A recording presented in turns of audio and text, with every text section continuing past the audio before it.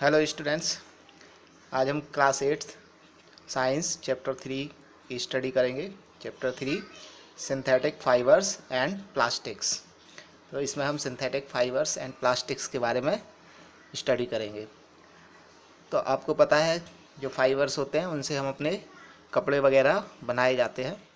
Okay, तो इसमें synthetic fibres होते हैं और नेचुरल फाइबर्स होते हैं जिनसे हम अपने कपड़े बनाते हैं।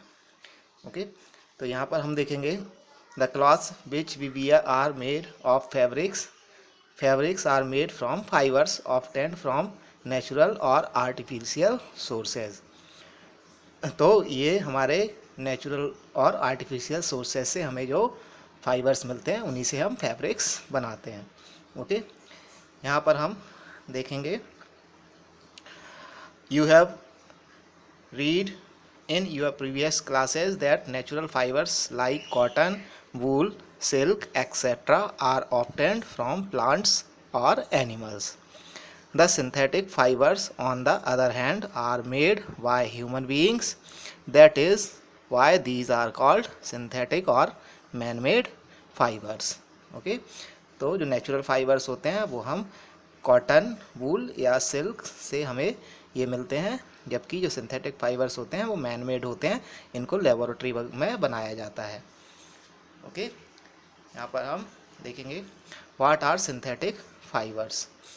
Try to recall the uniform pattern found in the necklace of beads joined with the help of a thread, और try to join a number of paper clips together to make a long chain.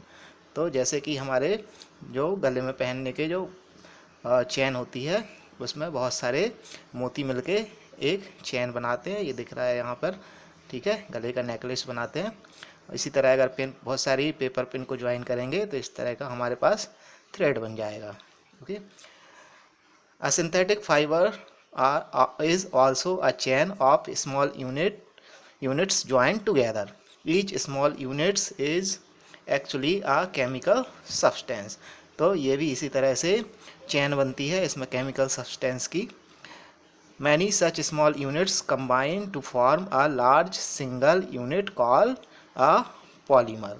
तो ये सभी units मिलकर एक polymer का निर्माण करते हैं। The word polymer comes from two Greek word, poly meanings many and mer meanings part. तो इसमें बहुत सारे पार्ट मिलके बनाते हैं, ये ग्रीक वर्ड है जिससे पॉलीमर लिया गया है। So a polymer is made of many repeating units. तो बहुत सारी रिपीटिंग यूनिट्स के जरिए पॉलीमर बनाया जाता है। यहाँ पर आएंगे हम, यहाँ पर देखिए polymer occur natural also. Cotton for example is a polymer called cellulose. Cellulose is made up of a large number of glucose units. तो जो हमारा कॉटन होता है वो भी सेलुलोज का बना होता है, जो बहुत सारी ग्लूकोज की यूनिट से मिलकर बना होता है। तो ये भी एक पॉलीमर का टाइप होता है।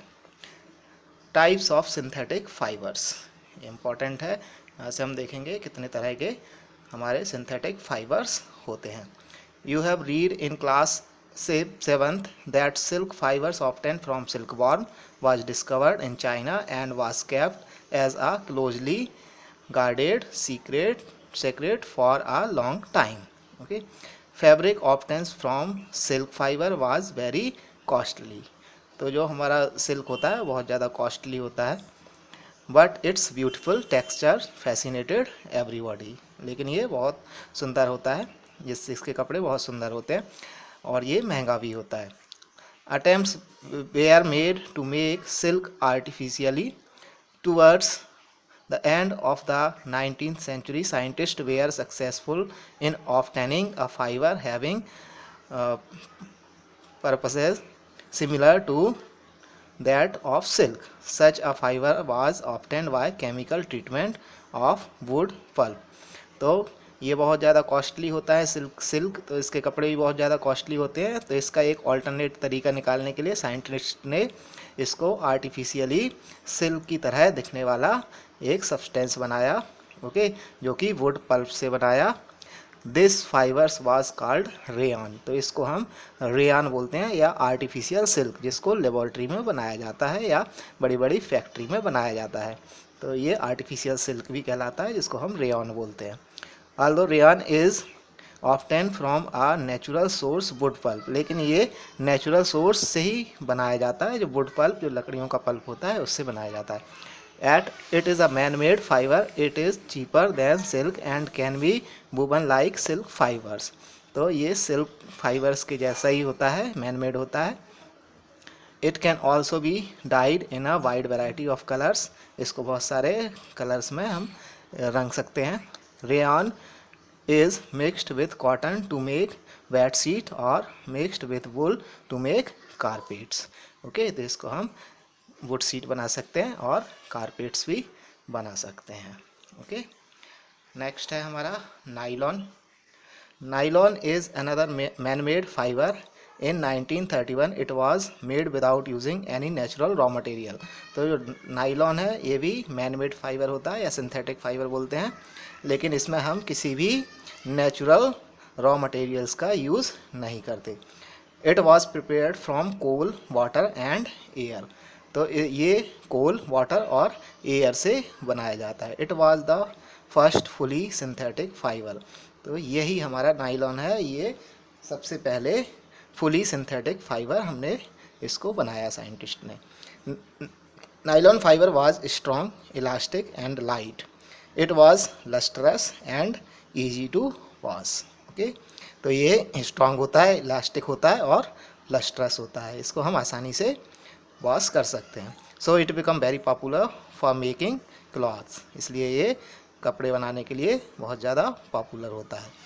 We use many articles made from nylon such as socks, ropes, stands, toothbrushes, cars, seats, belts, sleeping bags, curtains, etc.